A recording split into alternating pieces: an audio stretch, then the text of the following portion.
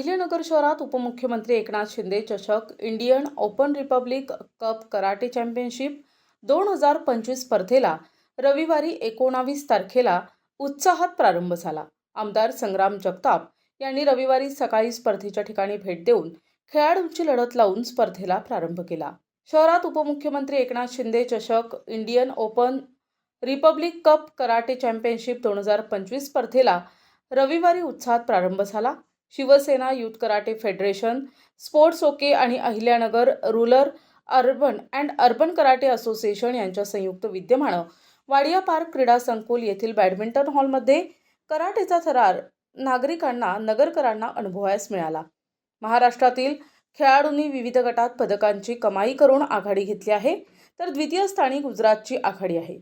या स्पर्धेसाठी महाराष्ट्र राज्य आणि राज्याबाहेरून 15 संघासह 830 खेळाडूंनी सहभाग नोंदविला आहे।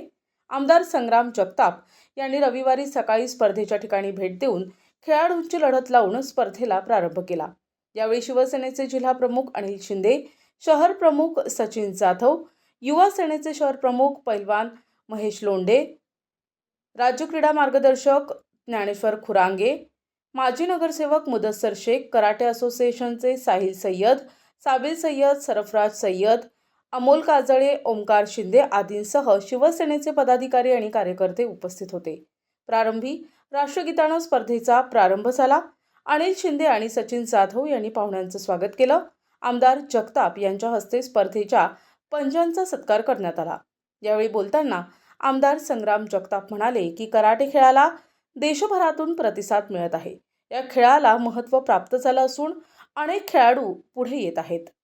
शहर प्रमुख सचिन भाऊ जाधव यांच्या पुढाकारातनं नॅशनलच्या ओपन कराटे चॅम्पियनशिप ते आयोजित करण्यात आल्या होत्या आणि त्याला प्रत्येक राज्यातनं संपूर्ण भारत वर्षातनं प्रतिसाद मिळालेला आहे। जवळपास 850 ते 1000 खेळाडू या स्पर्धेमध्ये सहभागी झालेले आहेत आणि त्याच्यातनं अहिल्यानगर जिल्ह्याचं नाव हे आपल्याला संबंध भारत देशामध्ये जास्त पाहायला मिळणार आहे। अनेक चांगले खेळाडू घडणार आहेत आणि याच्यातनं शिंदे साहेबांच्या नावाने स्पर्धा आयोजित करण्यात आली आहे।